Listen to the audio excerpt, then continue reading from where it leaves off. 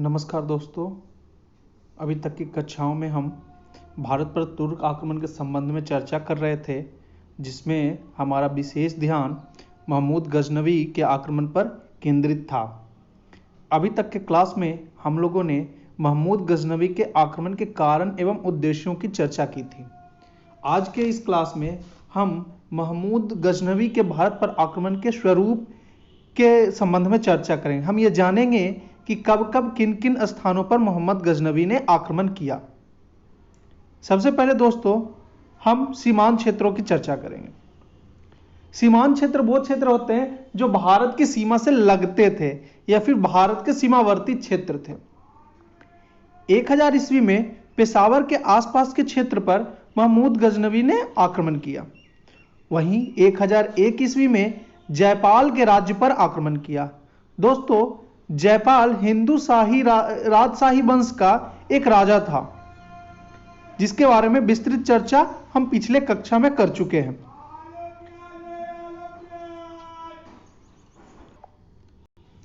एक 1001 ईस्वी में जयपाल के राज पर आक्रमण करता है। जब वो 1001 ईस्वी में महमूद गजनवी जयपाल के राज्य पर आक्रमण करता है, तब वह पेशावर पर अधिकार कर पाने में सक्षम हो जाता है। इससे पहले 1000 ईस्वी में जब पेशावर के आसपास के क्षेत्रों को मोहम्मद गजनवी ने जीता था एवं 1001 ईस्वी में पेशावर को भी जीत लेता है। पेशावर दोस्तों पंजाब का जो आज के समय में जो पंजाब का जो राज्य है, जो पाकिस्तान में पंजाब पड़ता है, उस राज्य के उत्तरी सीमा पर है।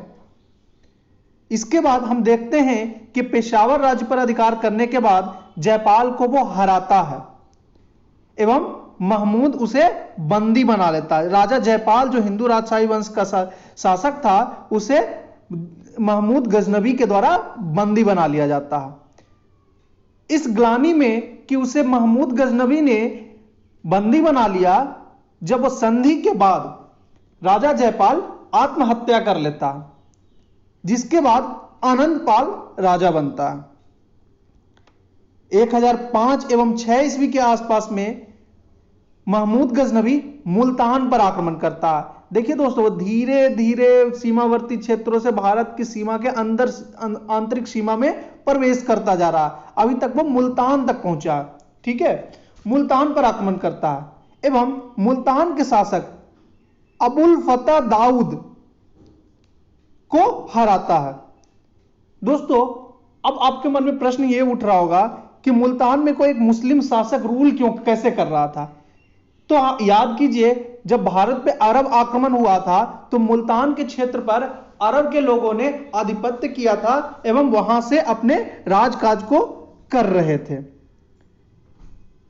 इसके बाद के समय में हम देखते हैं कि महमूद गजनवी जयपाल के पौत्र सेवक पाल को मुल्तान का शासक बना देता है।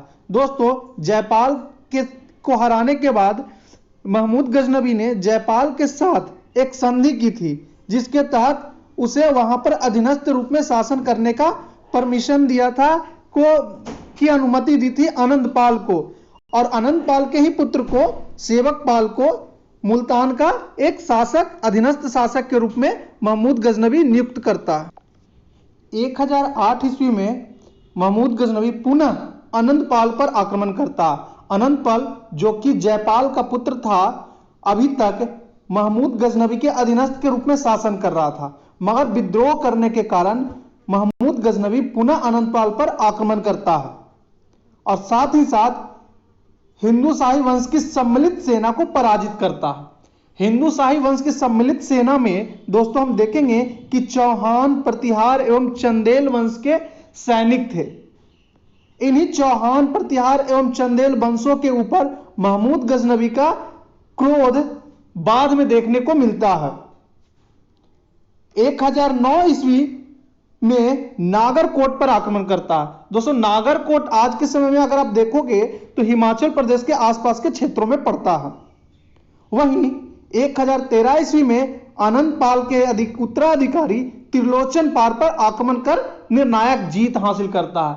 दोस्तों आनंदपाल को 1008 ईस्वी में हराने के बाद उसके उत्तराधिकारी त्रिलोचन पाल को 1013 ईस्वी में निर्णायक रूप से हराता है महमूद गजनवी, जिसके बाद हिंदू राजशाही वंश क्या खत्म हो जाता है।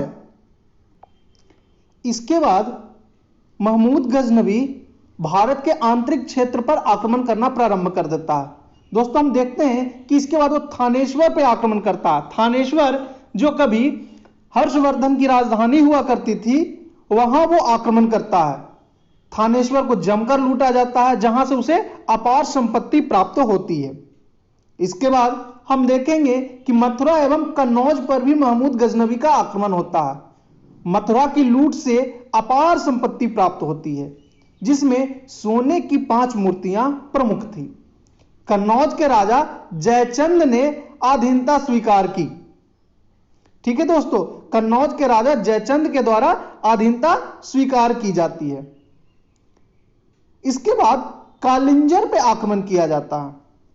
ठीक है, कालिंजर में चंदेलों की शक्ति का केंद्र था। दोस्तों मैंने आपको बताया था कि चंदेल चौहानों और प्रतिहारों की सम्मिलित सेना के साथ ने मिलकर के हिंदू राजशाही वंश के शासक अनंत पाल का साथ दिया था महमूद गजनवी के खिलाफ, और महमूद गजनवी इन चारों की सम्मिलित सेना को हरा पाने में कामयाब रहा था।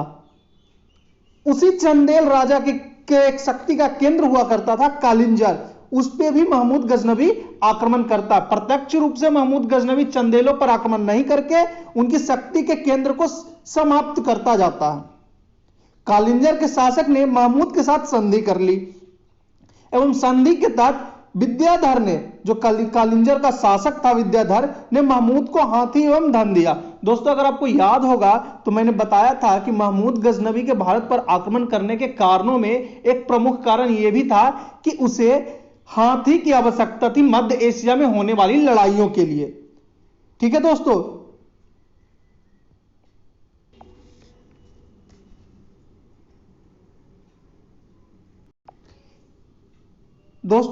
कालिंजर पर आक्रमण के कुछ सालों के बाद हम एक बेहद ही महत्वपूर्ण आक्रमण को देखते हैं, जिसे हम सोमनाथ मंदिर पर आक्रमण के रूप में जानते हैं।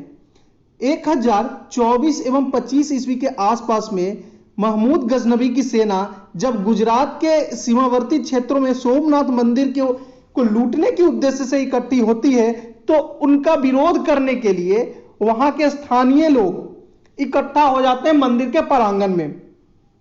मगर महमूद गजनवी को धन पाने की लालसा इतनी थी कि वहां पे मौजूद 50,000 लोगों को मौत के घाट उतार दिया जाता है एवं मंदिर के मूर्ति के टुकड़े करके उसे गजनी, मक्का और मदीना भेज दिया जाता है।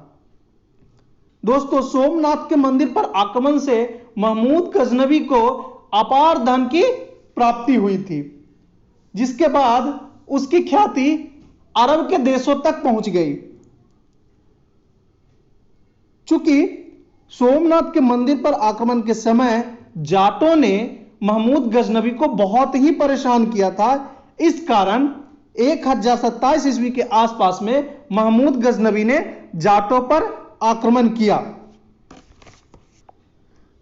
दोस्तों तो यह था महमूद गजनवी के आक्रमण का स्वरूप, कब कब किन किन राज्यों पर उसने आक्रमण किया। आगे की क्लास में हम पढ़ेंगे कि महमूद गजनवी की सफलता के कारण क्या थे, क्यों वो महमूद गजनवी के आक्रमण इतने अत्यधिक सफल रहे। धन्यवाद दोस्तों।